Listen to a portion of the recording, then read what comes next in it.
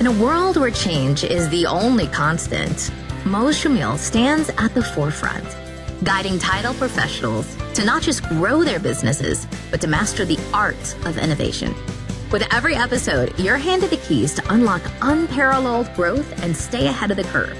Get ready for a transformative journey.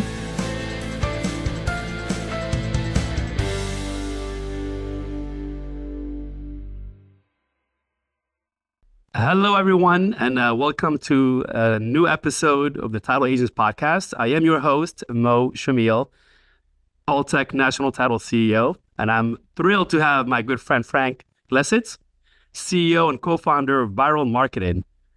Joining us in this episode, we'll dive deep into innovative marketing strategies tailored for title companies, explore the power of video content, and uncover how to build lasting client relationships. Whether you're looking to grow your business or adapt to the ever-changing market, you don't want to miss the insights that Frank has to share with you. Welcome, Frank. How are you? Thanks, Bo. Thanks for having me. Yeah, I appreciate you taking the time to share your wisdom and knowledge with our audience here. How about a little background about your how you get started and tell us about Viral Marketing? Real short, I graduated college and I was going to go into selling real estate. And the sales trainer said that I needed some type of 33 touch, some type of database nurturing, long-term nurture touch program to stay in touch with everyone who was maybe thinking of selling their house, or maybe was a past client or centers of influence. And I asked the trainer, I was like, well, what do I send them? At the time, it was basically slapping your picture on like a recipe card or like a calendar of football events where I'm from, originally from Nebraska. And I didn't really necessarily like that strategy because didn't really allow me to kind of articulate my competence or expertise necessarily for my touch plan. So the idea is what if I could get on video? What if I could record a simple video answering a commonly asked question or telling a story, maybe 5 minutes long? I could send it out. I could email that out, put on a postcard, send it out, put it up on a website, whatever, social media, and start publishing videos, either answering commonly asked questions or telling stories, and getting that out as my 33 touch, so to speak, touching your database as much as you possibly can with something of value. And lo and behold, what I realized was I wasn't the only one with that problem. And about 15 years later, I have a company that runs that for people. We essentially interview you on your webcam or mobile phone to create a couple educational videos every month, tell you a couple stories, and then we edit them and optimize and promote them and get them out to your number one asset, which is your existing database. It's all the people in your CRM, your cell phone, your mobile phone, whatever it may be. We get the content out. We not only help you create it, but we get it out. And the whole idea is to get more business. So that's what Viral Marketing does. And it's about 15 years since I started the company. That's fantastic. 15 years, a long time, and I'm very proud of your success. Thank you. You build Viral Marketing to help professionals, especially the niche industries like real estate, grow their businesses. What specific marketing strategies would you recommend for title companies looking to expand their client base in today's competitive market? Well, I would assume that, I don't know too much about title. I wish I knew more about it. So I want to preface anything that I say as I'm not an expert on title. I've only hired title companies. As a real estate investor, we bought several, hundreds of single family houses where we would go out and be like the We Buy Houses company. If they want to buy their house, title company was like the most important of the entire transaction. So who we built a relationship with the title company was like absolutely key for me as the principal buyer. Now, again, I don't think the consumer necessarily knows that, but as an investor, we shopped all the title companies and we ended up with one that actually had an attorney on staff to get the deal done. And I can't even begin to tell you, from being the actual consumer of a title company, of how incredibly valuable a good one is, at least coming in as an investor, right? So I would think, as a title company, investors that need a good title company, they need a competent title company, is a target market, and real estate agents that rely on, relationships to get the job done. And I would build a database, I would build an audience, I would build a permission-based list of those individuals, and I would start publishing content. I would start publishing videos. But the video content that I would send out, I'm telling you, man, like what I would want is I need a competent title company. There's so many things that go wrong in a real estate transaction where the title company jumps in and saves it from a deal falling apart. Those stories need to be told. So, amen. We do a poor job as an industry of sharing. Yeah, I think that's the issue. Is generally speaking, a title company is viewed as this commodity. It is not, especially to a real estate agent that understands that a lot of the heavy lifting is done by the title company and the real estate investor when you're dealing with like crazy people on title. Lord knows, title issues and title issues, right? Like someone's unknown brother-in-law, claims title to the company that they go figure out, right? So if I was trying to grow my title business, I would build relationships with investors and real estate agents and say, hey, I want to be your title company of choice. We are the most competent title company in the city. I'll prove it to you. We're saving deals all day. We are saving deals and getting them across the finish line all day.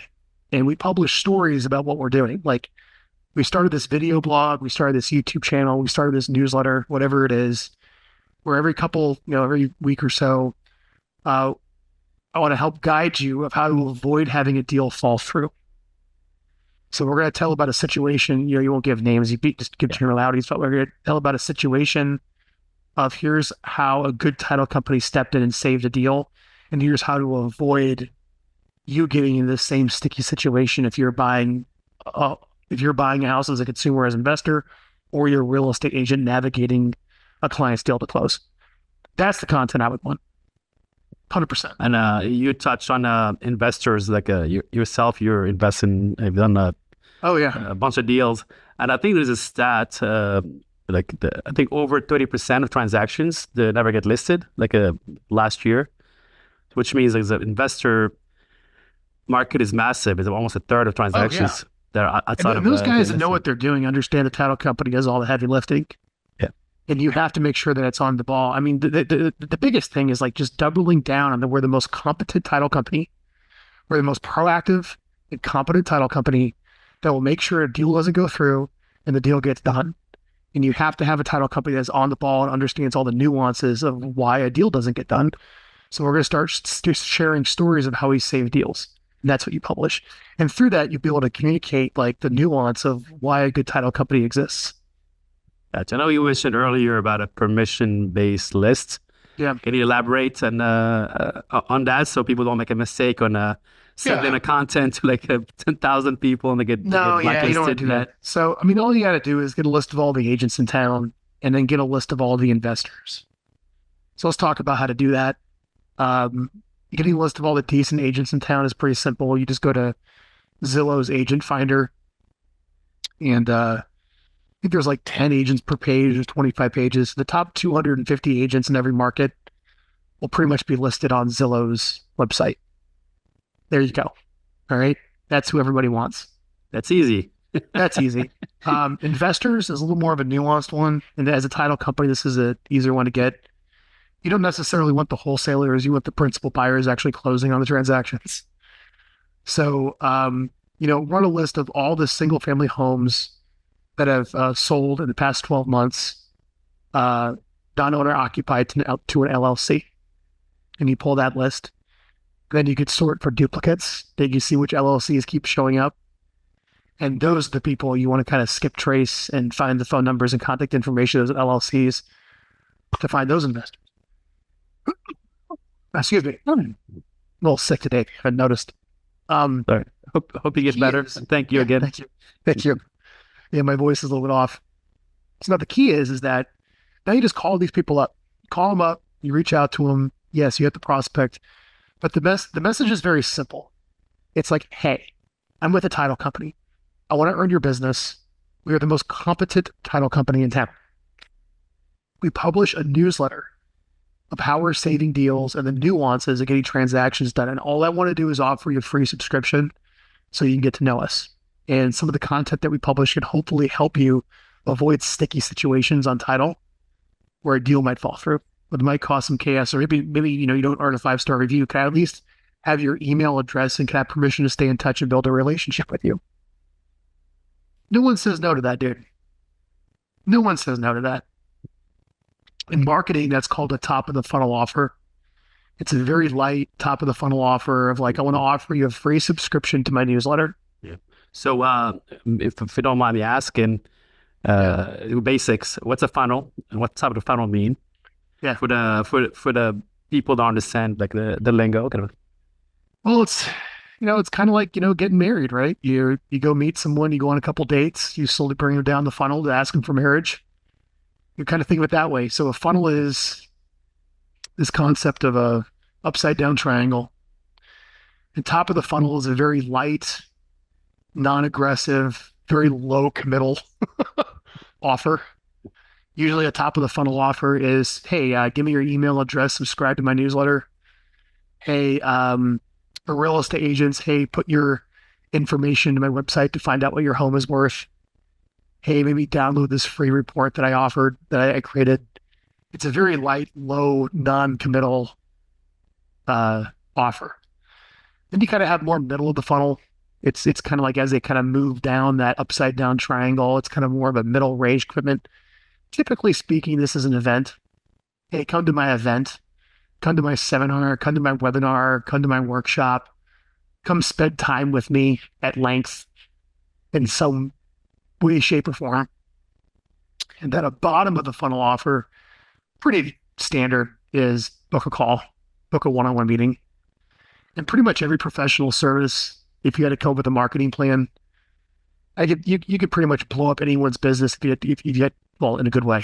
You could blow up someone's business in a good way if you put a good funnel in place, which with a, let's get people to subscribe to the newsletter, let's get them to our events, and let's get them to one-on-one calls. It usually just going out to strangers and just asking for meetings is really painful. A lot of no's. You get a majority, mostly no's. It's not very strategic. Yeah. Whereas if you go out to strangers and you invite them to your newsletter, then you invite them to your event, then you invite them to meetings, you reduce a lot of friction in the relationship building process. And they build that almost, not trust, but almost kind of the familiarity, it's like, not only do I know you guys are competent, but, I like you guys and, you guys are going to get the title business. Client retention is crucial for long-term success in real estate or in title industry. What are some innovative approaches that title companies can use to maintain and strengthen relationships with their existing clients? Oh my goodness. Loaded question. Well, interview them in the videos. Oh, awesome. So let's say that I'm a title company and I sit down once a month to create some video content. And I want to tell some stories about how we're saving deals. we're saving deals. Let me tell some stories. But wouldn't it be cool if you invited the agent in to that?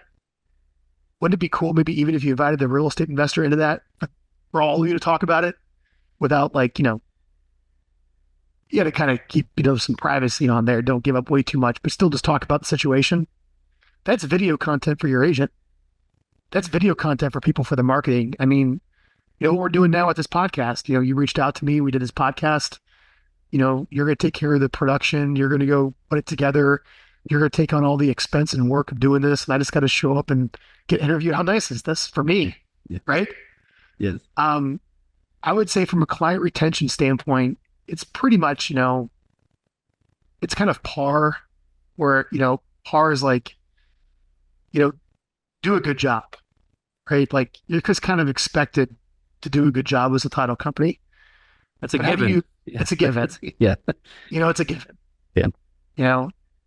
And yeah, you want to work with the most competent one, but really how do you retain someone, short of going into joint venture agreements or that type of relationship, is helping them grow their business.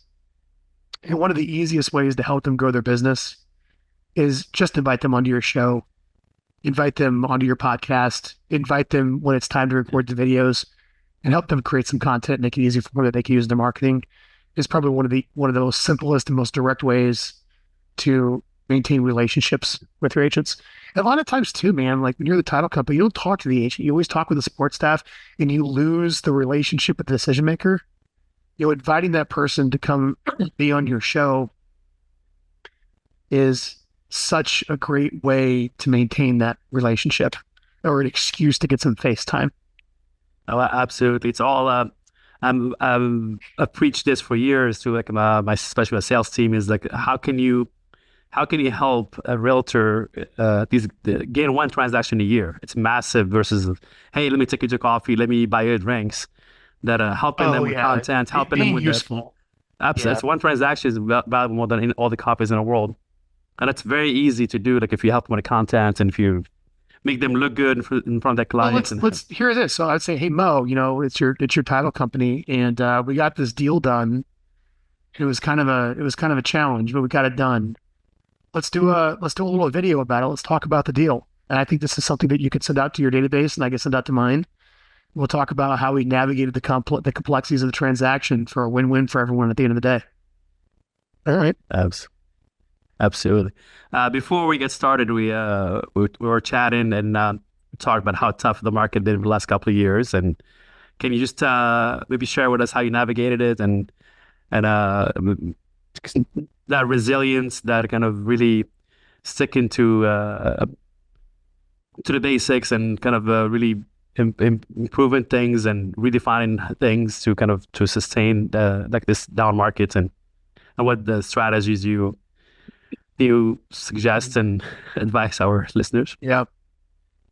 Well, that is such a large question because America is fundamentally changing in many respects economically. First, we're the product of 20 years of probably low interest rates. It says 2011 or not 2011.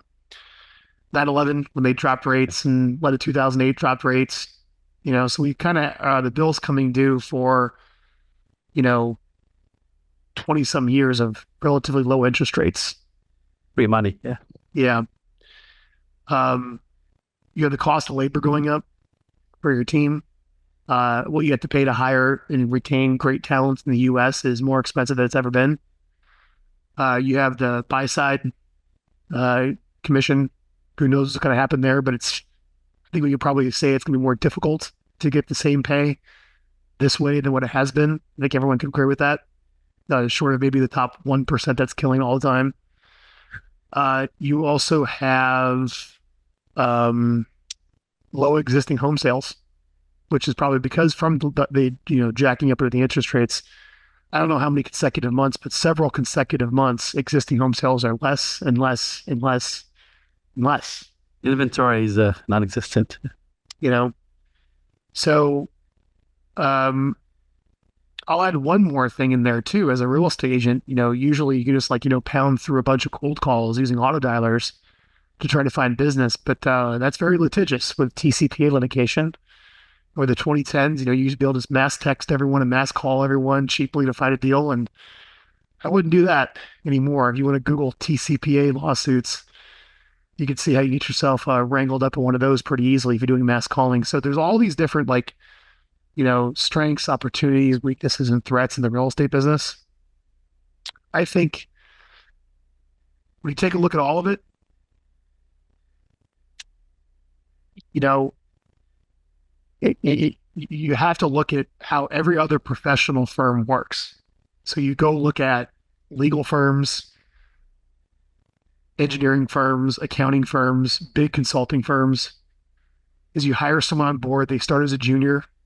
You start as a junior person. You work up to a senior person. You have this pipeline of talent you're constantly bringing through where you bring someone in as entry level. I was just talking to a guy last night. He used to have these agents come in and wanted to get in the business, and he'd make them go full time, making 1,000 calls every single day for a week. And I was like, nobody's going to want to do that. That is so hard, incredibly hard to do right now. We changed the strategy where you start up as an apprentice, part-time, 150 dials a day, a couple hours a day, to slowly move out of your job to learn the competency and the skills of the business. And he's changing his lead generation model to seller workshops, where he's really becoming more of a teacher and, articulating his expertise on how to get a deal done in a more difficult market. I think what I'm trying to say here is that, in order to build your clientele on the listing side, you have to learn how to market yourself as a true professional, which is going to be through speaking, it's through writing, it's through publishing, it's through articulating your competence in what it is that you do.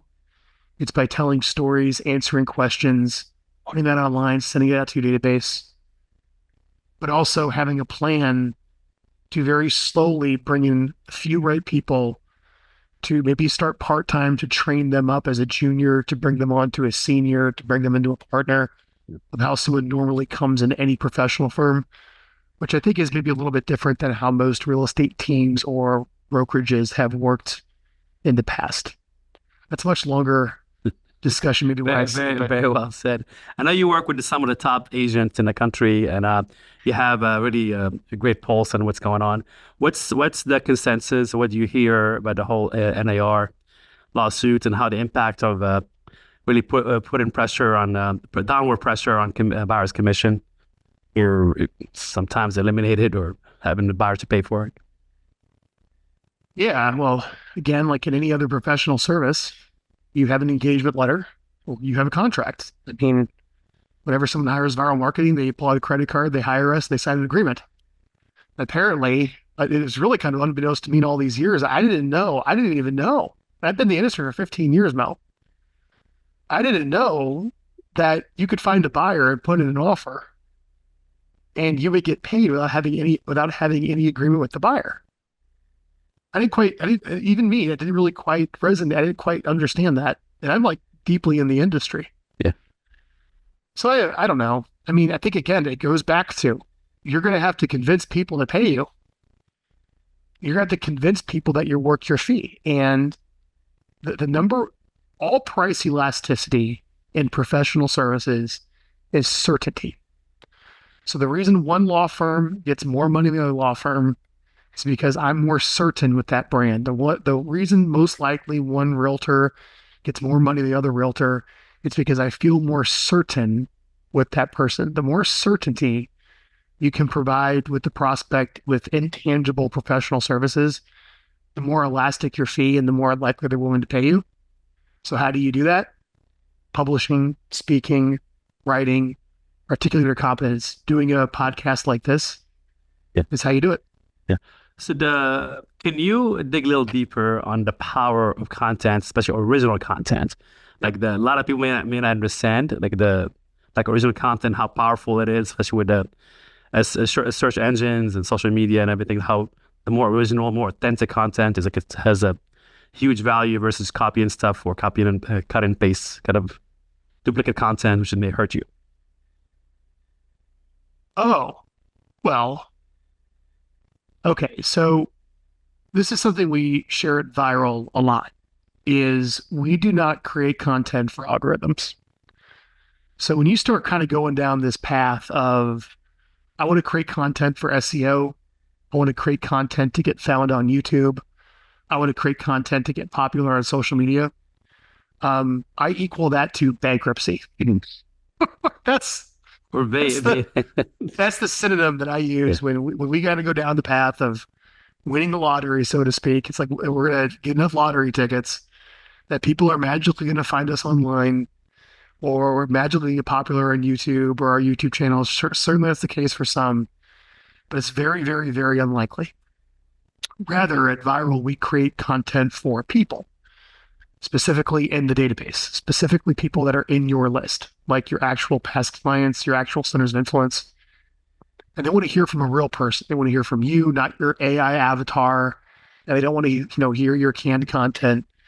They want to watch a video to learn something from you, but really what they're doing is they're trying to size up your character of how you communicate and how confident you are and what you know and how your mind works, to see if they're, to build this trust that I'm going to give this professional money to guide me through a transaction, at least in real estate or really any professional service, to get the deal done. So I guess my answer to that question is the premise of the question, I don't even go down that path.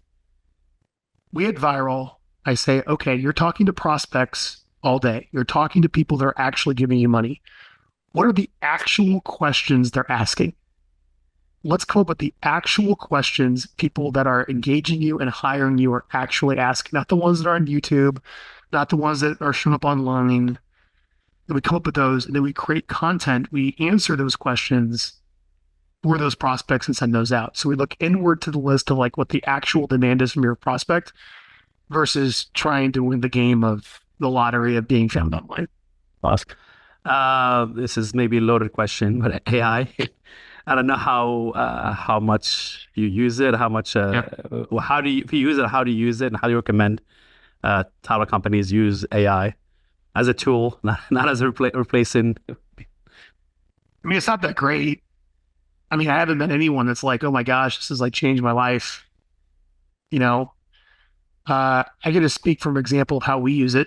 We use it for Grammarly. So for our writers, we signed up for the premium version of Grammarly, and it does a pretty good job of helping you rewrite sentences if you're a little bit off. That's nice. ChatGPT, we use it to help write articles to complement the videos. So we'll grab a transcript from your video, and then ChatGPT has a nice transcript to article GPT. It's incredible. Yeah, it probably does like maybe 90% of the work, but then you still got to go in there and like double check it. That's nice. I don't know what it's called. I think it's called Remini, Remini, but we use that for thumbnails. So usually we want to get you looking a little bit nicer and like apply some AI to how your thumbnail looks. We'll run our thumbnails and your image through Remini. What's I'm gonna stop you there again. What's a thumbnail for people who don't understand? Oh, got it. Thumbnails for YouTube. So, it's like the image, like when you scroll through YouTube. Yeah. It's what's the image that's on still there. Image, right? That's Yeah, it's the still image on YouTube. So I think Remini is something that we use for that. It's Rameni. That let me find it. No, someone told me about it. It's been really helpful. I'm always looking for new tools and for myself and to share. Yeah, AI photo enhancer. So Remini, Remini. Yeah. The premium version of Grammarly is great for the writers. Transcript to articles, really nice. Sometimes we'll use, I think it's called DALL-E, DALLE. It's like we need some B-roll. It's like, make me an image of like downtown Chicago. Oh, it'll make a free image. I don't have to pay any licensing fees. It's incredible. For some B-roll for that. But as far as anything that's like really done anything useful, no. But it takes a lot of heavy lifting. How long did it take before to write an article? Like arguably, hours, I mean, it's probably like, I'd probably say it does. I'd probably say the most useful one is the transcript article. Incredible, yeah.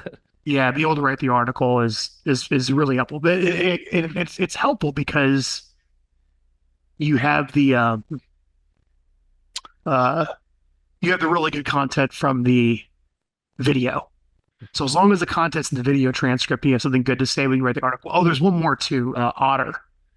So I got to stay on top of like what's going on in the industry. So I have like maybe 20 podcasts that I subscribe to. I don't have time to listen to all of them.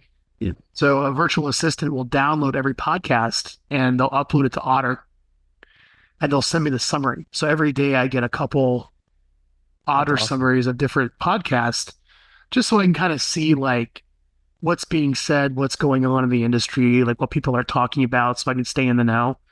And it keeps me grounded to like what people are talking about. So it's actually kind of nice. Thank you for sharing that. I thought Otter was mainly for recording like Zoom calls. No, the summaries are absolutely fantastic. So for example, here's this podcast I got. You see it has like the transcript and the action items and here's what was talked about. I'll just like kind of scroll through that and kind of get an idea of like what people are talking about in the industry so I can know what's going on. That's awesome. Well, yeah, man. I mean, like I have 2 kids, and like, I'd love to go to a conference and sit there and spend the whole day listening to everybody. But when I realized, I'm like, man, that same stuff at a conference is really discussed on podcasts. I can just go grab the podcast and get the summary, and I can get the gist of it. Yeah, I'm gonna copy that from you. So I have a bunch of podcasts. I was thinking about actually getting charging subscribers for this. Would you like the transcripts of the top 20 podcasts in the industry sent to you? Here they are. That's a great idea. Is it? Yeah. Frank's we notes. came up with an ingenious idea. Yep. Next question, and from your experience with viral marketing and real estate professionals, what lessons can title companies learn from the real estate sector in terms of marketing and client acquisition? Prospecting. I think what makes good real estate agents so good, the good ones, is they prospect. They'll generally speaking in the industry, you'll set aside 3 hours a day. Like if you went to any legitimate sales training in the real estate industry, they're going to say 3 hours a day, you got to start picking up the phone. You got to find somebody who wants to buy or sell a house. Pick up the phone, find someone who wants to buy or sell a house. And there's really no getting around that, short of you hiring other agents to do it for you, or maybe you're able to have enough money where you can write checks, or at least who you're calling are warm inbound leads versus more of a cold conversation. So someone who's very successful in the real estate industry knows how to make calls trying to find business. If you're in title, same thing. We talked about this earlier. You get a list of real estate investors. Was it actually the principal buyer closing on the deals that need a good title company? All right. And then find good real estate agents and tell them I'm the most competent title company that's out there. And I started a newsletter. Remember top of funnel? The reason you're calling? Yes. And that's one of the reasons, I'm not going to prospect because I'm just calling this person out of the blue and try to ask them for their money. A lot of times people don't prospect, not because they want to make a phone call. It's because the message is just so, you just feel like such a pest with the message. And you don't really believe in the value proposition if you're confident about that value proposition. Yeah, reaching out to somebody cold and asking for an appointment is just way too, it's inappropriate. Yeah. But reaching out to them with more of a top of the funnel offer, or even middle of the funnel offer, come to an event or subscribe to my newsletter is so much easier. One of the conversations I had with a client the other day is he's trying to figure out how to get someone between the ages of 25 and 35 to succeed on the phones. And not only was he making them make 1,000 calls a day, but it was the offer was do you want an appointment? I'm like, oh my gosh, that is the rejection you're going to face psychologically with that. It's just He's brutal, scarred for life. right? So we changed the message to more of a middle of the funnel offer. The middle of the funnel offer is, hey, I'm calling you because I want to invite you to a home selling workshop. We're doing it at the golf course next Tuesday at 7 p.m. We're serving dinner. We're going to go through market statistics. We're going to teach you everything you know to be the most profitable home seller in town. And the reason I'm reaching out is we want to offer you a free ticket. Would you have any interest? Oh, how much easier is that message? 1,000 times. Right? So I think what title companies can learn is scheduling time to prospect. Why do we not prospect? Usually it's because we're not comfortable with the message. It does not have to be for an appointment. Try a middle of the funnel or top of the funnel offer with why you're calling. Awesome. What's your favorite quote you can share with us? It is the question that enlightens, not the answer. It's very powerful. How about a favorite book? Oh man. I still will tell you the best book I've ever read is the $1 Million Real Estate Agent by Gary Keller. Yeah, that's a great book. I read that book right when I was right out of college. I was building my business and I just replaced the word listing with client because I was building an advertising agency. And that book teaches you how to scale a professional firm. Now it does it in terms of being a real estate agent. But if you just replace the word listing with client in that book, it teaches you the principles of scaling a professional firm. And there's not many other books that have been written that teach you that. It's probably the most impactful book I have ever written. And when I find myself stressed out or I find myself lost or just scared, I pull that book out and it grounds me to some very first principles is the hot word now. of like what to do, and it gives me some direction and puts me on the path to the North Star and gives me some certainty. Great book. That's awesome. But Frank and I can't thank you enough for taking the time to share your wisdom. And we're going to have all your contact information in the show notes. And thank you so much for joining us today on the Title Agents Podcast. If you enjoyed this episode, be sure to hit the subscribe button so you never miss an update. We've got some more exciting guests and valuable insights coming your way in the next episode that you won't want to miss. Until then, keep pushing the boundaries and growing your business. See you next time. Thanks, Mo. In a world where change is the only constant, Choumil stands at the forefront, guiding title professionals to not just grow their businesses, but to master the art of innovation. With every episode, you're handed the keys to unlock unparalleled growth and stay ahead of the curve. Get ready for a transformative journey